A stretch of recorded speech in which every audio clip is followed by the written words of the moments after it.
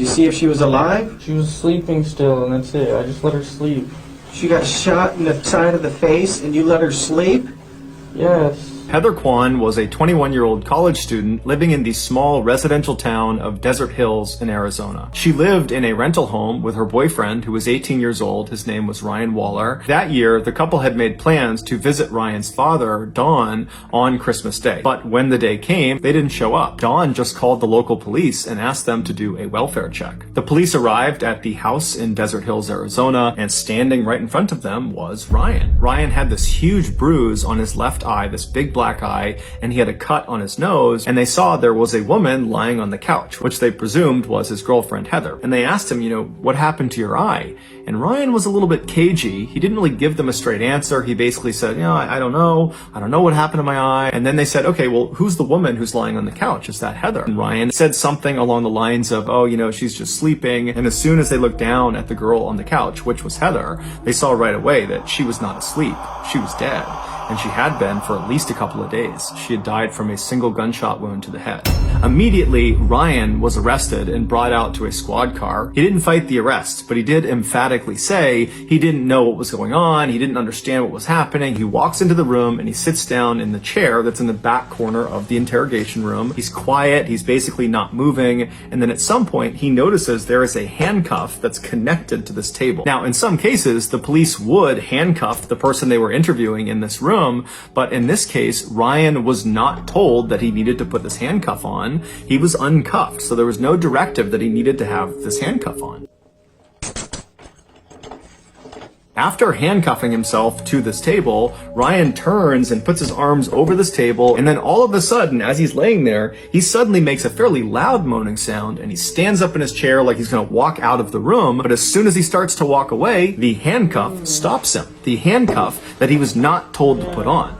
And so he's stuck against this table, but he doesn't seem fazed by it. He looks almost confused by what's happening, but he doesn't dwell on it for very long. Instead, he just reaches across the table and grabs a blank piece of paper. Ryan is intently looking at this blank piece of paper when a detective walks into the interrogation room. This detective was named Dalton, and he informs Ryan that they're going to be taking pictures of his feet, and so he needs to put his feet up on the table that's right next to him. Ryan at first acts very confused and doesn't really understand what's happening, but he eventually complies and he puts his feet up on the table, and by the time his feet are up there, another officer walks into the interrogation room, and he's got a camera and he's got this big kit with him, and he would begin about a 10-minute long process of photographing Ryan's feet and also swabbing Ryan's feet. Ryan periodically asks him if he can just leave and go home, seemingly unaware of how serious this situation really was for him. And when Dalton would tell him, no, you can't leave, Ryan would act totally frustrated and kind of angry and upset,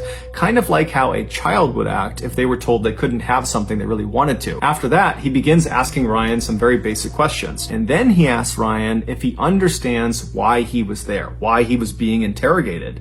And Ryan says, no. And so at this point, Dalton says, okay, let's just stop right now. I'm going to read you your rights. And so it's at this point in the interrogation that Ryan's behavior starts to get really, really weird. After Dalton tells Ryan he needs to read him his rights, you can see Ryan doesn't compute what he's saying. He's just kind of looking blankly, and Dalton seems to pick up on that. And he says, hey, Ryan, I'm going to read you your rights like they do on TV. You know what I'm talking about? And Ryan just goes, no. And Dalton's kind of confused. He's like, you haven't seen any cop show where they read people their rights? And at this, Ryan kind of changes his behavior, and suddenly he's not as robotic, he's a little bit defensive looking, and he says, oh, yeah, I have, yeah. At this, it's pretty obvious to Dalton that Ryan is lying about something that is totally insignificant. He just reads Ryan his rights. And then after that, he gets back into some basic questions. Hey Ryan, what was the highest grade you achieved in school? And now at this point, Ryan is not looking at Dalton. He's looking to the far side of the room. He's got this blank expression on. And when he's asked this question, he just says, I don't know. And Dalton's like, you don't know what level grade you achieved in school? And Ryan says, no, I don't know. Eighth grade. So again, he's changed his answer fairly abruptly when he's challenged. And so Dalton is probably thinking to himself that he's lying again. And so Dalton says, okay, well, did you get your GED? I don't know. What? I don't know. I don't know.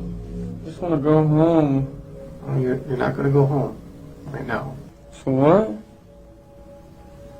What's the highest grade that you completed? B? No. Not grade, as in letter grade. I'm asking, did you graduate high school? No. And the highest you went was 8th grade? After the discussion about Ryan's education goes nowhere, he begins to address Heather. He starts by asking Ryan if he has a girlfriend, and Ryan says no, which is a lie. But Dalton goes along with it and says, okay, well, do you know a girl named Heather? And Ryan would say, yes, I do. But his description of Heather was just completely inaccurate. He said Heather was a 16 or 17-year-old girl, even though she was actually 21. And he would say her last name was Kaiman. He thought. He wasn't entirely sure. He said she has nicknames and she has different names she uses, but he believes it's Kaiman, even though her last name was actually Quan. Now, Dalton, of course, is aware of these discrepancies. He just keeps on asking more questions. Dalton asks Ryan, What happened to your face? I don't know.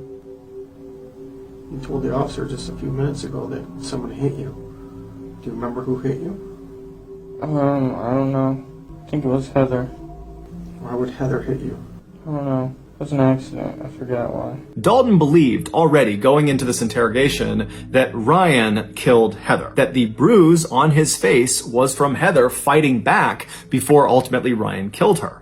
And so for Ryan to say the mark on my face is from Heather, even though he claimed it was an accident, to Dalton, that was the same thing as Ryan saying, I killed Heather. Dalton attempted to get more specific details about the actual physical struggle that took place between Ryan and Heather, but Ryan was kind of panicking and just kind of saying all sorts of random things. And so he just stops Ryan and he says, Ryan, there is a dead girl in your house and I need information. Hey, Ryan? Huh? Huh? There's a dead girl in your living room. She's dead? Yes. Heather? I don't know. I want to know what happened in your house last night.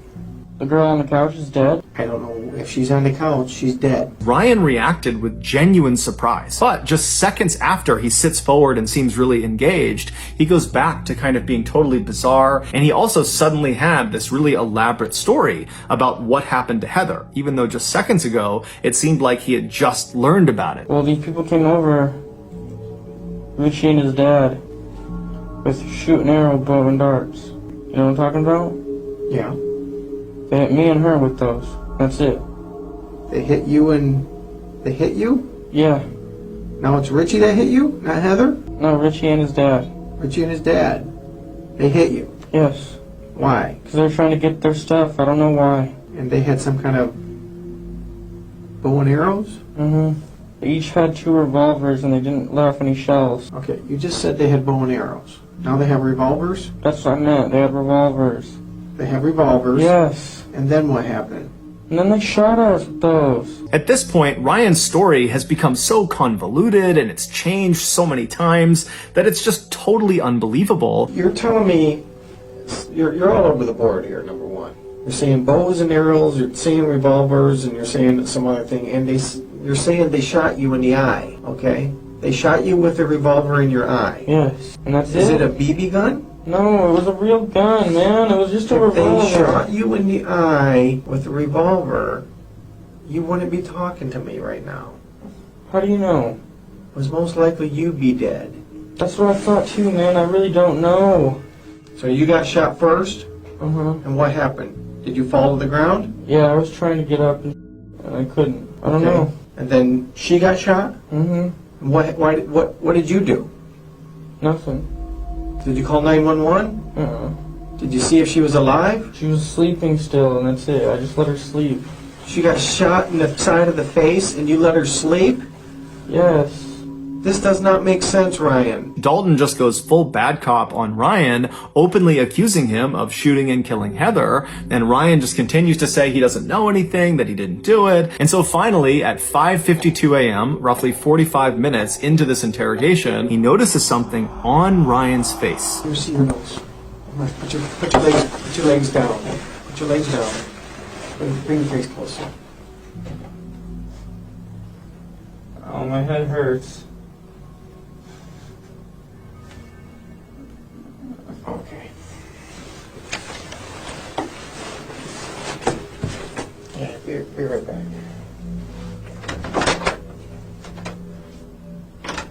What Dalton had finally just discovered were 4 bullet holes in Ryan's face and head. Ryan had committed no crime. He was a victim the same way Heather was a victim, but somehow Ryan had survived the attack. So 2 days before the welfare check, 2 men attempted to break into Ryan and Heather's house. They were 23-year-old Richie Carver and his 54-year-old father, Larry Carver, the same Richie and Richie's father that Ryan had mentioned during the interrogation. They were there because of an altercation that had occurred between Richie and the couple about a month earlier. During that time, Richie was actually living with Ryan and Heather, but apparently he began hitting on Heather, and Heather told Ryan, and Ryan got really mad about it, and Ryan and Richie got in this big fight, and ultimately Ryan kicks Richie out of the house. Now, this totally infuriates Richie, and so right away he begins plotting his revenge. When the father and son got to the back of Ryan and Heather's house, Ryan saw them at the back door through the glass door that was near their kitchen,